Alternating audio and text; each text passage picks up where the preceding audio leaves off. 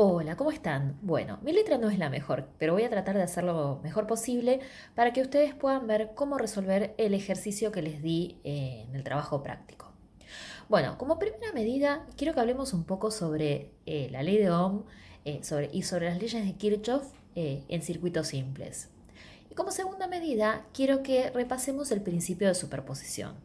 Sabiendo estas dos cosas, ustedes van a ser capaces de poder terminar este ejercicio. Entonces recuerden, vamos a ver un poquitito leyes de Ohm, de Kirchhoff y principio de superposición. Entonces la idea es un poco mostrarles un método para poder calcular las corrientes y caídas de tensión en el circuito que les dibujé. Como ustedes pueden apreciar, el circuito es súper simple. Así que bueno, vamos a ver qué podemos aprender. Bueno, nuestro circuito, que ahora lo volví a dibujar un poco más prolijo, tiene, como ustedes pueden apreciar, uno y dos nodos. ¿Está bien? Y entonces ahora nosotros tenemos que proponer cuáles van a ser los nombres de las corrientes que circulan por cada rama. Entonces miremos este circuito. Tengo uno y dos nodos.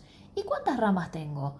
Bueno, en principio miren, aquí tengo una fuente, ¿sí? Que me va a establecer una diferencia de potencial que va a obligar a circular una corriente.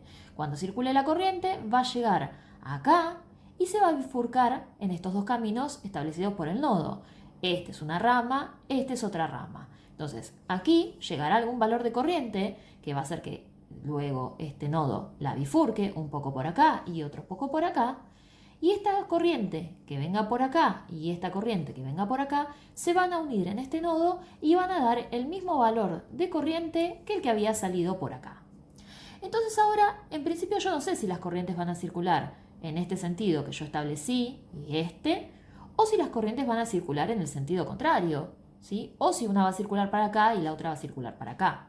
Entonces lo que yo tengo que hacer es proponer un sentido de circulación de las corrientes y un nombre de las corrientes. Entonces eso es lo que voy a hacer ahora. Entonces de este lado voy a elegir, porque puedo, o sea, la idea es que uno lo elige porque puede, un nombre para la corriente. En este caso voy a elegir, y esto lo pueden elegir como ustedes quieran, pero tienen que ser consistentes. En este caso voy a elegir que la corriente que circula por esta rama y llega a este nodo se llama I1, porque bueno, esta fuente se llama B1 y esta resistencia se llama B1, le elegí ese nombre. Entonces, esta es la corriente que llega a este nodo, ¿sí? Y yo propuse un sentido de circulación, digo, la corriente viene en esta dirección. Después, al final del ejercicio, veremos si ese sentido que propusimos es correcto o no.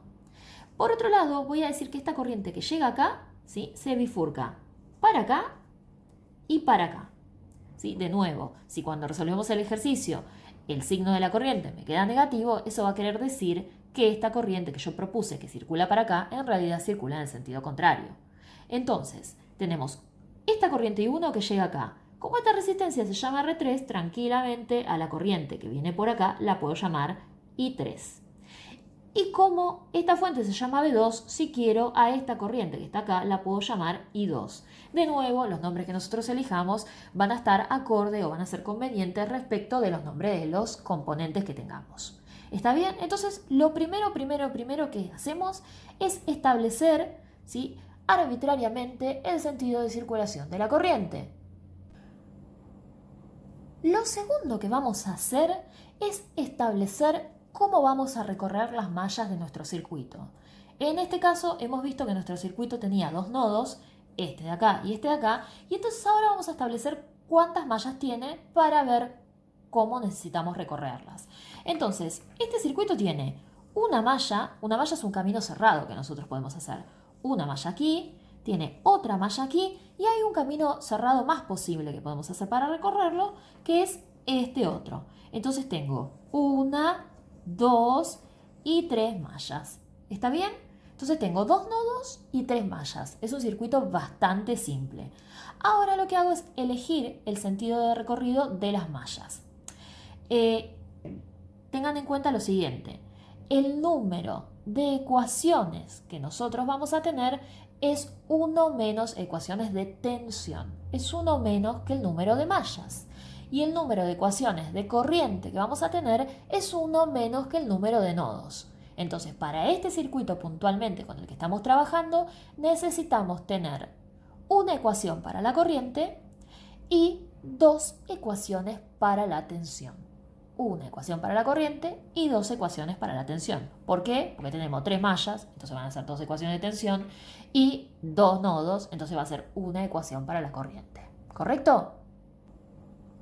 Bueno, de las dos mallas que tenía, ahora voy a elegir los sentidos de recorrido. Quiere decir, ¿cómo voy a recorrer la malla? Ojo, a no confundir el verde, que es el recorrido, ¿sí? Recorrido, con el rosa, que es la corriente.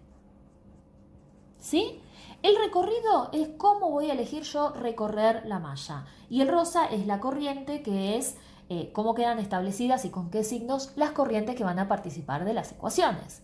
Entonces lo que vamos a hacer ahora es plantear las leyes de Kirchhoff para nuestro circuito. O sea que vamos a plantear las leyes de Kirchhoff para la tensión y para la corriente. Lo primero que voy a hacer es escribir la ecuación de corriente para nuestro circuito. Entonces, en este caso, como están dibujadas, escritas las corrientes, una entra y dos salen, que ese es el sentido arbitrario que yo había elegido. Entonces, mi ecuación de corriente me queda la sumatoria de las que entran, en este caso entra una sola, que es I1, es igual a la sumatoria de las corrientes que salen. En este caso salen dos solas, I2 más I3. La sumatoria de las corrientes entrantes es igual a la sumatoria de las corrientes salientes de un nodo. En este caso, el nodo que elegí es este nodo que lo puedo llamar N1. ¿Correcto? Este es mi N1 y esa es la ecuación que planteo salida de mi nodo 1. Ahora lo que vamos a hacer es usar esos sentidos de recorrido que elegí para plantear las ecuaciones de tensión. Bueno, entonces la regla es la siguiente. Para poder plantear las ecuaciones de tensión correctamente, lo que yo tengo que hacer es lo siguiente. Tomo el sentido de recorrido que tengo, ¿sí?, de mi malla, y entonces me empiezo a fijar qué elementos me encuentro. Primero voy a empezar por la fuente. Me encuentro la fuente, entonces tengo la caída de tensión que me da la fuente, que me aporta la fuente. Y ahora me voy a fijar si estoy recorriendo en el mismo sentido que circula la corriente, o sea, miren, la flechita esta va para allá y el sentido de recorrido coincide con la flechita. Entonces, si recorro y en el mismo sentido que estoy recorriendo me encuentro la corriente, pongo un signo menos para la caída de tensión generada por la resistencia 1. ¿Sí? Entonces, acá tengo la caída de tensión generada por la resistencia 1, que la voy a llamar VR1. Sigo recorriendo esta malla que propuse, ¿sí?, que es la malla 1, si quieren le podemos poner con verde la ecuación que sale de la malla 1, venimos acá, malla 1, ¿sí? Y entonces ahora ¿qué me encuentro? Me encuentro otra resistencia, ¿sí? Y me encuentro otra corriente que se llama I3. Entonces, ¿estoy recorriéndola en el mismo sentido que está la corriente? Sí, entonces va con menos. Entonces menos la caída de tensión, ¿sí?, VR3, que la voy a llamar. Entonces acá dibujo la caída de tensión VR3. ¿Correcto? Entonces recorro toda la malla y lo que sucede es que la sumatoria de las caídas de tensión a lo largo de una malla, ¿sí?, da cero. Esas son las leyes de Kirchhoff para la tensión. Recorro toda una malla y la sumatoria de todas las caídas de tensión a lo largo de la malla me da cero. Esa va a ser mi primera ecuación de tensión. Entonces ahora lo que voy a hacer ahora es mirar la otra malla que tengo. En este caso, si quieren ustedes, la podemos llamar malla 2, ¿sí? M2. Perfecto. Entonces ahora, en esa M2 que yo tengo ahí, lo que voy a hacer es recorrerla. Y entonces, ¿qué me encuentro? La voy a recorrer, voy a empezar siempre por la fuente porque me resulta práctico. Entonces tengo B2. Acá no tengo nada, no hay ningún elemento, ¿sí? No hay una resistencia, no hay ningún otro elemento. Entonces sigo, ¿sí? ¿Qué me encuentro acá? Me encuentro la resistencia R3. ¿Correcto? Entonces me encuentro con la resistencia R3. ¿Y qué me encontré acá? Me encuentro que, ¿sí?, si ustedes lo miran con cuidado, la corriente circula también de nuevo en el mismo sentido que estoy recorriendo la malla. Estoy recorriéndola así y me encuentro la flecha en la misma dirección, ¿sí?, la flecha de la corriente. Entonces voy a tener V2 menos VR3, ¿sí?, igual a 0, porque ya no me encuentro más elementos al recorrer esta malla. Esto que acabo de plantear yo, estas tres ecuaciones, ¿sí?, esta es la de la malla 1 y esta es la de la malla 2, estas son las ecuaciones de tensión y estas son las ecuaciones de corriente, una sola en este caso, me van a permitir poder calcular todas las corrientes y todas las caídas de tensión en el circuito, ¿sí? Esta es una manera de plantearlo, esto es plantear la resolución del circuito a través de las leyes de Kirchhoff. ¿correcto? La otra manera de hacerlo va a ser a través del principio de superposición. Primero vamos a ver este y después vamos a verlo por superposición.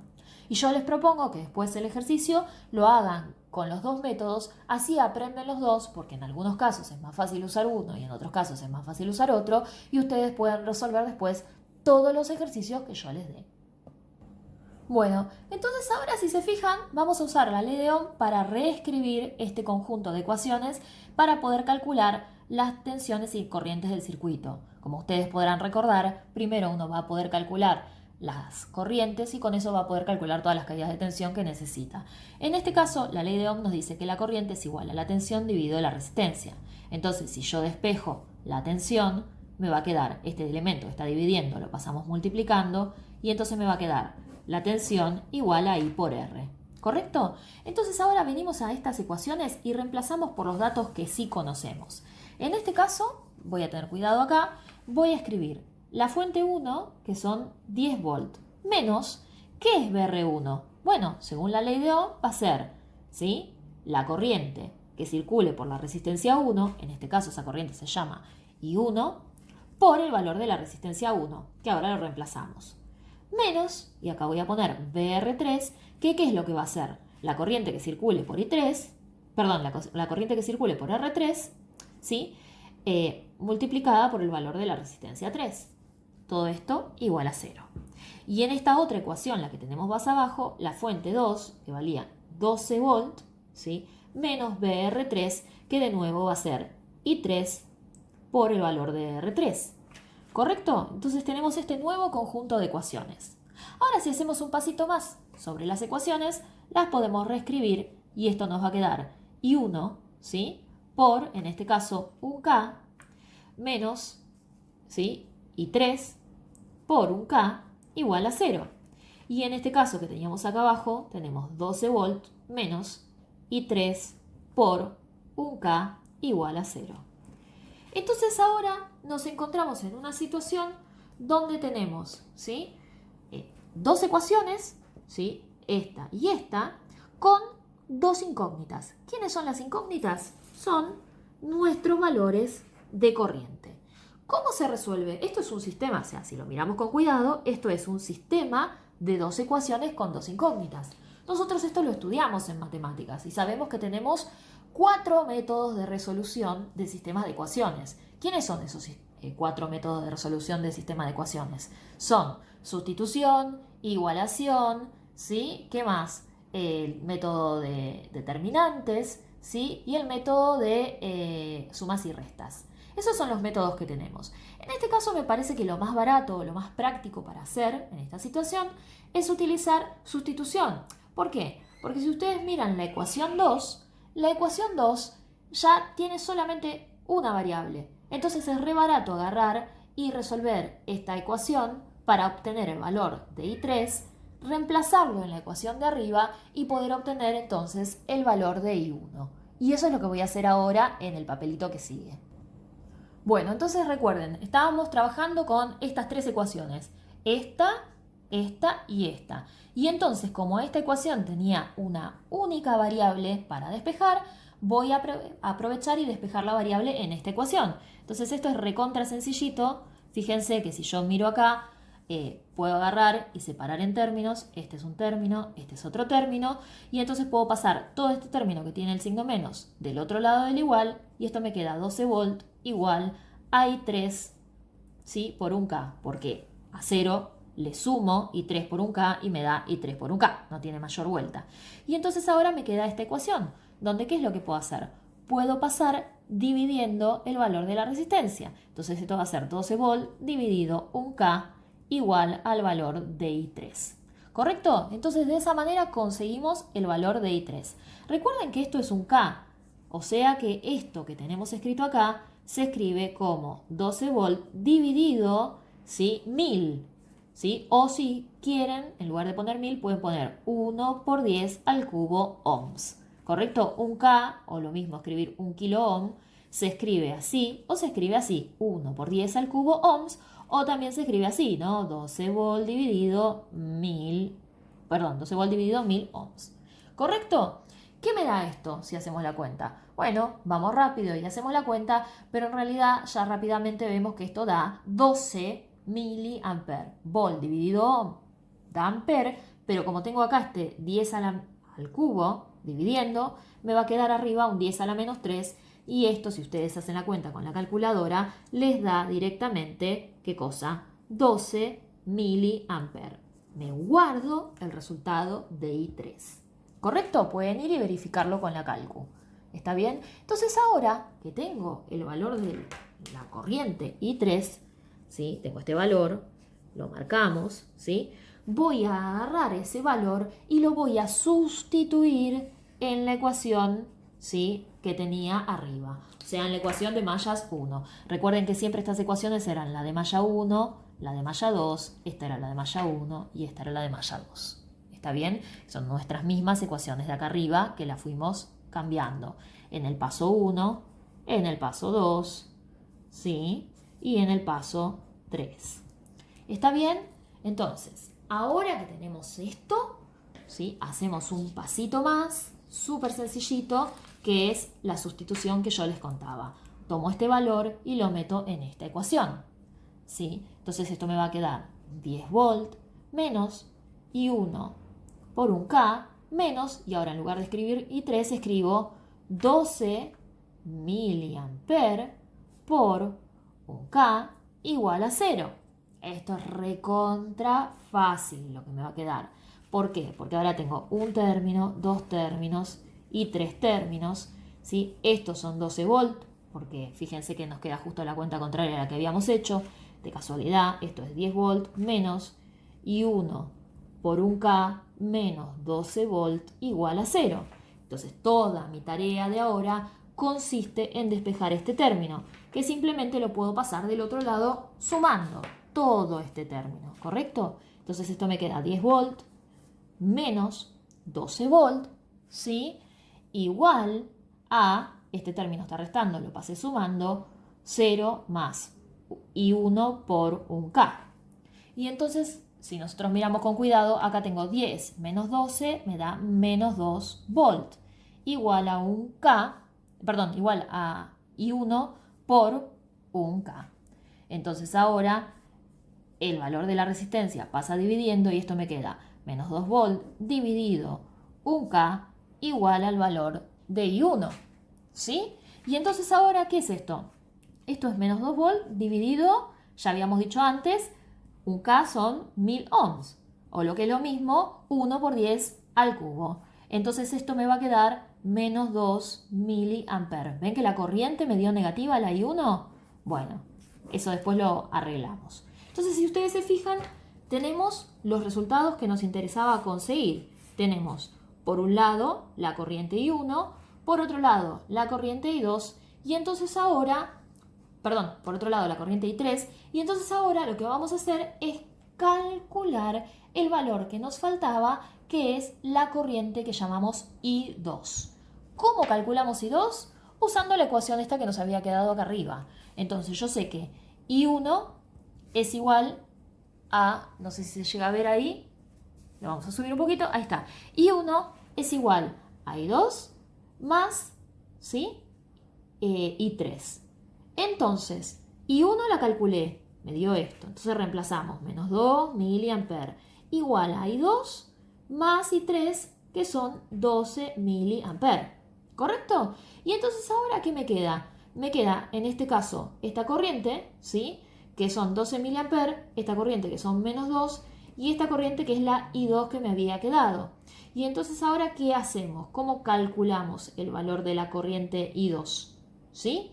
Para calcular el valor de la corriente que se deriva por ahí, ¿sí? Ahora tenemos que tener en cuenta que de nuestra ecuación que nosotros planteamos, ¿sí? La corriente I1 era negativa. Y entonces ahora vamos a hacer cómo queda la ecuación, ¿sí? Recuerden que I1 era la que quedaba acá, la que llegaba, derivaba por acá y derivaba por acá. Entonces esto me queda menos 2 miliamperes, ¿sí?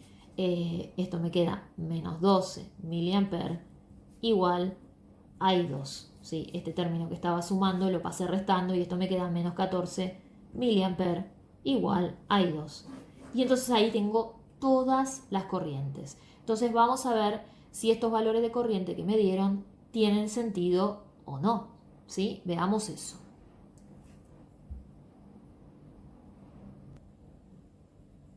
Bueno, pero entonces ahora si prestamos atención, vamos a ver que 14 mA circulan para acá, de esos 12 derivan para acá y 2 derivan para acá. Todo esto tiene bastante sentido, porque si ustedes recuerdan, esta fuente es de 10 volt y esta fuente es de 12 volt, y entonces cuando nosotros vemos la fuente que tenemos de este lado es mayor que la que tenemos de este lado, entonces tiene sentido que la corriente circule hacia allá. Entonces ahora, nosotros, ¿cómo calculamos la caída de potencial en la resistencia 1, la BR1? Bueno, 2 mA por R1. ¿Y eso cuánto me da? 2 mA por R1, que era de un K, me da 2 volt. ¿Correcto? Y en esta, ¿cuál es la caída de potencial? Bueno, 12 volt, que ya la habíamos calculado. La caída de potencial acá va a ser 12 mA, ¿sí? Por el valor de la resistencia R3, que es un K. Entonces ya tenemos todas las caídas de tensión en el circuito y todas las corrientes, que era el objetivo final de este ejercicio. ¿Cómo lo conseguimos? Bueno, aplicando las leyes de Kirchhoff. Este caso es súper sencillito, quiero que por favor lo puedan reproducir y lo que vamos a ver en el siguiente video es cómo hacer esto aplicando el método de superposición. Espero que les haya resultado fácil de entender. No se preocupen que yo ahora les voy a escanear esta hoja o sacarle una foto a esta hoja y también la voy a subir, pero me parece que es súper interesante si ustedes pudieran seguir y ver el video.